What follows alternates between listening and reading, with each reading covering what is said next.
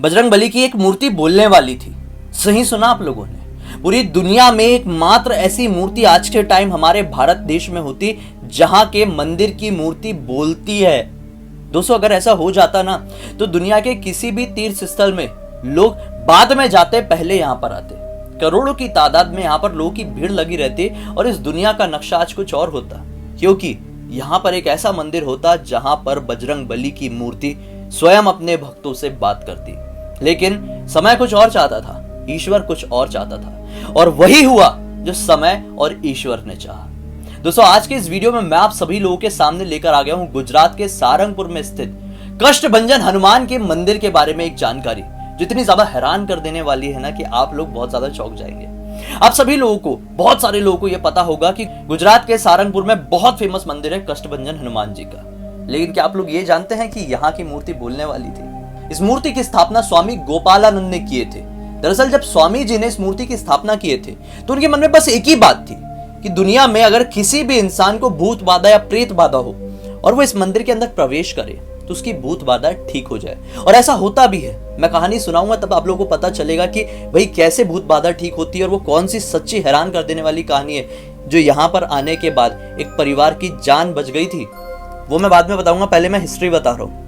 दरअसल गोपालानंद स्वामी ने जब इस मूर्ति की स्थापना किए थे तो वो डिसाइड करके बैठे हुए थे कि एक ऐसी मूर्ति होगी जो सबसे ज्यादा अनोखी, सबसे ज्यादा रहस्यमयी होगी और सबसे ज्यादा चमत्कारी होगी। उन्होंने पूरी कोशिश की थी इस चीज को सच साबित करने के लिए। दरअसल जो पुराने जमाने के जो साधु होते थे उनके पास एक छड़ी रहती थी। मूर्ति की स्थापना करने के बाद उन्होंने अपने सारे शिष्यों को वहां से जाने बोल दिया। स्वामी जी अकेले बैठे रहे। अचानक से उन्होंने अपनी छड़ी अपने सामने रखे और उस छड़ी के ऊपर अपना मुंह रख दिया और नॉन स्टॉप मूर्ति की तरफ देखकर त्राटक करने लगे। दरअसल ये सब कुछ करते हुए स्वामी जी का एक शिष्य उन्हें छुप छुप कर देख रहा था, क्योंकि ऊपर वाला चाहता था ये होनी थी, उसका छुप के देखना ये होनी थी। कैसे, आप लोगों को आगे समझ में आएगा। स्वामी जी नॉन स्टॉप कष्टभंजन हनुमान जी की मूर्ति के ऊपर त्राटक करने लगे। काफी समय तक त्राटक करने के बाद अचानक से मूर्ति धीरे धीरे करके वाइब्रेट करने लगी। तब भी स्वामी जी का ध्यान भंग नहीं हुआ। अभी भी बाहर से देख रहा शिष्य घबराने लगा था। उसकी हिम्मत नहीं हो रही थी कि मैं अंदर कैसे चले जाऊं, मूर्ति अपने आप वाइब्रेट कर रही है। और कुछ समय शिष्य घबराते घबराते अंदर की तरफ देख रहा था। थोड़ी ही देर बाद अचानक से उस मूर्ति के अंदर से रोशनी निकलने लगी। वो रोशनी बहुत ज्यादा अलौकिक थी, इतनी ज्यादा अलौकिक कि सामने वाला जो शिष्य छुपकर देख रहा था ना, वो अब मूर्ति की तरफ डायरेक्टली देख भी नहीं पा रहा था। लेकिन स्वामी जी ना जाने कैसे अभी भी नॉनस्टॉप देखे जा रहे थे। तेज तूफान आने लगा था, बाहर की तरफ आंधी आने लगी थी। अब शिष्य के मन में थोड़ी घबराहट हुई और जब बहुत जोर से वो मूर्ति वाइब्रेट होने लगी, ऐसा लगने लगा कि बस अब मूर्ति के अंदर से कुछ आवाज फूटने वाली है कि अचानक से शिष्य भागता हुआ स्वामी जी के पास आया और स्वामी जी का ध्यान भंग कर दिया। अब स्वामी जी का जैसे ध्यान भंग हुआ, सब कुछ बैक टू नॉर्मल हो गया। स्वामी जी क्रोध में अपने शिष्य की तरफ देखते हैं कि तुमने मुझे क्यों रोका?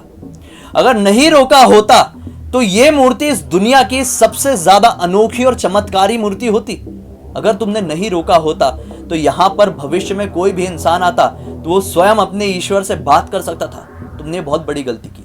तो शिष्य ने हाथ जोड़कर कहा कि हे स्वामी, मैंने गलती नहीं की, बल्कि मैंने कुछ अच्छा किया है। अगर आप इस मूर्ति के अंदर त्राटक की वजह से, अपनी साधना की वजह से ऐसा कुछ कर देते तो इस मूर्ति का चमत्कार और भी ज्यादा बढ़ जाता। और जब इस मूर्ति का चमत्कार इतना ज्यादा बढ़ जाता, ये मूर्ति, ये मंदिर इतना ज्यादा चमत्कारी और रहस्यमयी हो जाता, तो आए दिन केवल यहां पर ही लोग आते और जो दूसरे तीर्थ स्थल है उनकी शक्तियों से, उनके दर्शन से ये लोग वंचित रह जाते। और अगर ऐसा होता तो कहीं ना कहीं ये आपके मन में भी खलता कि मेरी वजह से ये सभी लोग दूसरे तीर्थ स्थलों की भी शक्तियों को, दर्शन को ग्रहण नहीं कर पा रहे। इसी वजह से मैंने आपको यह करने से रोका। कहते हैं ना, जो ऊपर वाले की इच्छा होती है वही होता है। ना जाने कैसा शिष्य वो वहां पर रुक गया था, कैसे उसने ये सब कुछ देख लिया और कैसे उसने कुछ अलग, कुछ चमत्कारी और कुछ रहस्यमय होने से पहले ही स्वामी जी को रोक दिया था। उसके बाद से ये मंदिर की जो बातें हैं पूरी दुनिया में फैलती चली गई और आए दिन यहाँ पर लोग पहुंचते चले गए। आज भी जब भी यहाँ पर लोग आते हैं और इस मंदिर के अंदर एंटर करते हैं और इस इंसान के अंदर अगर कोई भी भूत बाधा होगी तो वो बहुत बुरी तरह से आक्रामक हो जाते हैं और पूरी कोशिश करते हैं कि किसी भी तरह से हम मंदिर के अंदर ना जाएं, प्रवेश नहीं करें। और वो प्रवेश नहीं करने के लिए ना जाने क्या क्या क्या क्या करते हैं। दोस्तों, आज की ये कहानी कुछ इसी तरह की है। आज की ये कहानी आज से तकरीबन 10 साल पहले बीती थी। 10 साल पहले मध्य प्रदेश के एक छोटे से गांव में रहने वाला था एक रमेश नाम का आदमी। रमेश क्या है कि अपनी जिंदगी में सब कुछ अच्छा कर रहा था, नौकरी करने लगा था। 23 साल की उम्र थी और 23 साल की उम्र में वो पूरा सेटल्ड हो चुका था। परिवार वालों ने क्या किए, उसकी शादी किसी के साथ फिक्स कर दी। अब जब शादी फिक्स हुई तो शादी फिक्स होने के कुछ ही दिन बाद रमेश की दादी की मृत्यु हो गई। जब रमेश की दादी की मृत्यु हुई तो इसके परिवार वालों को ऐसा लगा कि कहीं ना कहीं जो लड़की के परिवार वाले हैं वो एक तरह से मनहूस है, और इसी वजह से इन लोगों ने उन लोगों से रिश्ता तोड़ दिया। और जब इन लोगों से रिश्ता टूटा ना लड़की वालों से, तो पता नहीं अगले दिन से इनके परिवार में कुछ अजीबोगरीब चीजें होने लगी। कैसे, ये कभी समझ में नहीं आया। ये जब भी सोने के लिए जाता था ना रमेश, तो इसे रात में बुरे बुरे से सपने आते थे और खासकर स्लीपिंग पैरालिसिस की प्रॉब्लम होने लगती थी।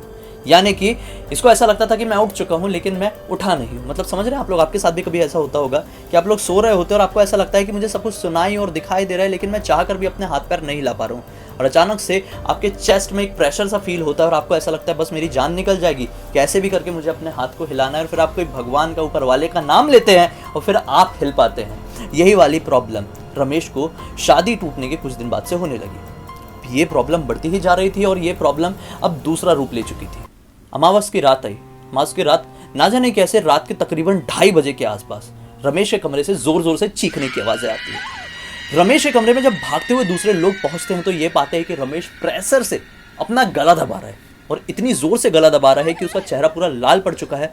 ऐसा लग रहा था कि अब रमेश सांस भी नहीं ले पाएगा। अचानक से भागते हुए रमेश का छोटा भाई आया और रमेश के ऊपर जोर से उसने बोतल भर के पानी मारा, और इसी वजह से रमेश को एक झटका सा लगा और रमेश बिना किसी से कुछ बात किए हाथ छोड़कर बस सो जाता है। अब रमेश का छोटा भाई भी हिम्मत वाला था, उसे अपने भाई की चिंता थी, इस वजह से वो भी उसे कमरे में नीचे गद्दा डाल के सोने लगता है। जब सुबह होती है तो सब लोग को चिंता थी कि रमेश के साथ क्या हुआ। सुबह जब देखते हैं तो रमेश के हाथ पूरी तरह से काले पड़ चुके थे और नाखून नीले पड़ चुके थे। लोग बहुत ज्यादा घबरा गए कि हमारे बच्चे के साथ हो क्या गया। अब चिंता सता ही रही थी, लेकिन क्या कर सकते थे। सोच रहे थे कि शायद कोई सपना होगा और ये जो हाथ काले पड़े हैं ये शायद ये इतनी जोर से गला दबाया था, इस वजह से कुछ ऐसा हो गया होगा। पहले दिन इग्नोर करते हैं, लेकिन दूसरे दिन सेम टू सेम, तीसरे दिन सेम टू सेम, चौथे दिन सेम टू सेम। अब रमेश की हालत बद से बदतर होती जा रही थी। रमेश खाना लगभग ना के बराबर कर चुका था। रमेश की जो आंखों के नीचे के घेरे हैं वो पूरी तरह से काले पड़ चुके थे। आंखें अब पूरी तरह से पीली रहने लगी थी। शरीर में मानो जान ही नहीं बची थी।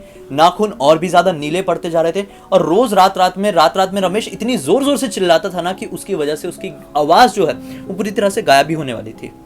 काफी सारे डॉक्टर से डिस्कस किया गया, टेस्ट हुए, टेस्ट में सब कुछ नॉर्मल था।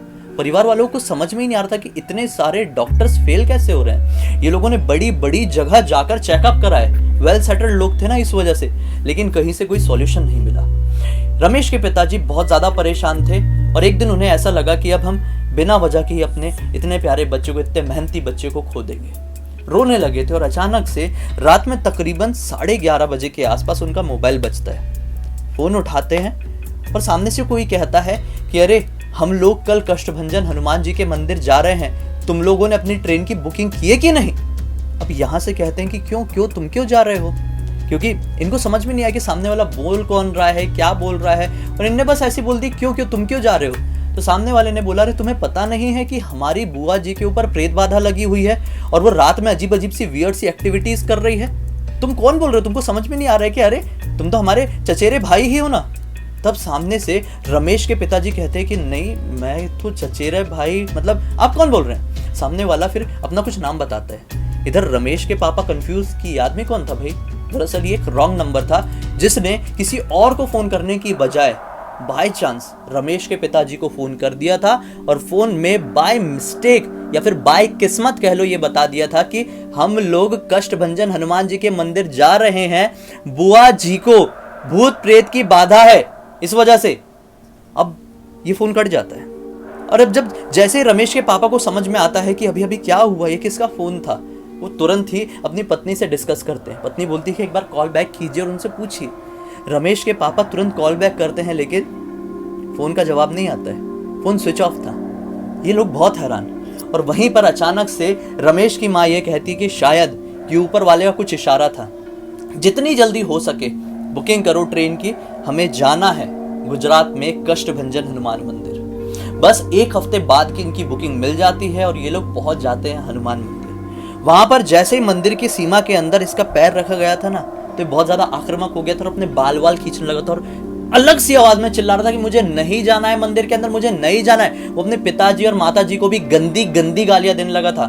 रमेश ऐसा इंसान था कि कभी अपने मुंह से गंदे वर्ड्स नहीं निकालता था, लेकिन आज ना जाने उसे क्या हो गया था, वो कैसा रिएक्ट कर रहा था। अंदर ले जाने की काफी कोशिश की जा रही थी लेकिन ले जा ही नहीं पा रहे थे। पिताजी अंदर गए, अंदर के पुजारी से डिस्कस किए। पुजारी ने बोले कि ये जल ले जाओ, उसके ऊपर छिड़को, वो थोड़ा कमजोर पड़ेगा फिर लेके आओ। उन्होंने ऐसे ही किए, वो जल रमेश के ऊपर बाहर जाके छिड़के। वो सचमुच में अपने शरीर से थोड़ा कमजोर हुआ, फिर अंदर की तरफ लेके गए। अंदर के पुजारी ने कहा कि सुबह की आरती के बाद यहाँ पर आना, फिर देखना कि मैं तुम्हें सॉल्यूशन बता दूंगा और फिर सब कुछ ठीक हो जाएगा, इतना ज्यादा घबराओ मत। अब वो लोग वहीं पर कोई होटल में बुकिंग करके रहने लगते हैं और फिर जब अगले दिन की आरती होती है तो ये लोग आरती में पहुंचते हैं और आरती के जस्ट बाद भूत बाधा हटाने की प्रक्रिया शुरू की जाती है। काफी सारे लोगों की तादाद लगी रहती है और काफी सारे लोग अपनी अपनी भूत बाधा लेकर यहाँ पर पहुंचते हैं, वियर्ड सी एक्टिविटी करते हैं, क्योंकि कोई भी ये नहीं चाहता था कि वो उस मंदिर के अंदर जाएगा अगर किसी के भी अंदर भूत बाधा होगी तो। लेकिन रमेश को जैसे तैसे करके ले जाया जाता है। पुजारी ने वहां पर कुछ ऐसी विधियां बताए जो कि इन्हें अपने घर जाकर करनी थी। ये घर गए, 3 महीने तक वो विधियां करनी थी, वो पूजा अर्चना करनी थी भगवान स्वामी नारायण और बजरंगबली के नाम की। और एग्जैक्टली 3 महीने के बाद रमेश पूरी तरह से नॉर्मल हो गया। उसके बाद से इसके परिवार की श्रद्धा और भी ज्यादा ईश्वर के ऊपर, बजरंगबली के ऊपर पड़ गई। और जब भी इनको मौका मिलता है ये जरूर सभी लोगों के सामने बताते हैं कि कभी भी मौका मिले तो गुजरात के सारंगपुर में स्थित कष्टभंजन हनुमान मंदिर जरूर जाएं। केवल भूत बाधा हो तभी नहीं, आप लोग नॉर्मल भी इस मूर्ति के दर्शन करेंगे तो आप लोगों के काफी सारे पाप, काफी सारी निगेटिविटी बस यूं खत्म हो जाएगी, क्योंकि बजरंगबली के इस मंदिर में, बजरंगबली की इस मूर्ति में ऐसी अपार शक्तियां हैं जो कि मेरे लिए वर्ड्स में एक्सप्लेन करना लगभग इम्पॉसिबल है। बजरंगबली की अगर शक्ति साथ देगी तो उम्मीद है आप लोग वो समझ पाएंगे जो मैं आप लोगों को समझाना चाह रहा हूँ, जो मैं आप लोगों को बताना चाह रहा हूँ। उम्मीद करता हूँ दोस्तों आपको मेरा आज का ये वीडियो पसंद आया होगा। पसंद आया हो या ना आया हो दोस्तों, एक रिक्वेस्ट करूंगा, इस वीडियो को जरूर शेयर कीजिए ताकि आपकी वजह से किसी एक भले इंसान की मदद हो जाए जिसे किसी चीज की मदद की बहुत ज्यादा जरूरत थी। लेकिन अगर आप लोगों ने वीडियो पसंद किया है तो शेयर करने के साथ साथ लाइक भी जरूर कर दीजिए। मुझे पहली बार देख रहे हैं तो इंस्टा के लिंक इस वीडियो के डिस्क्रिप्शन बॉक्स में क्लिक करके डायरेक्टली वहां पर पहुंच जाना। मेरे चैनल में पहली बार आए हैं तो चैनल को सब्सक्राइब करके बेल आइकन दबा के ऑल के ऑप्शन में क्लिक करना, क्योंकि इसी तरह की हैरान कर देने वाली कमाल की वीडियोस मैं आप लोगों के सामने रेगुलरली लेके आते रहता हूं। तो चलिए दोस्तों, कल फिर से मिलते हैं, तब तक के लिए बहुत बहुत धन्यवाद। आपका दिन शुभ हो।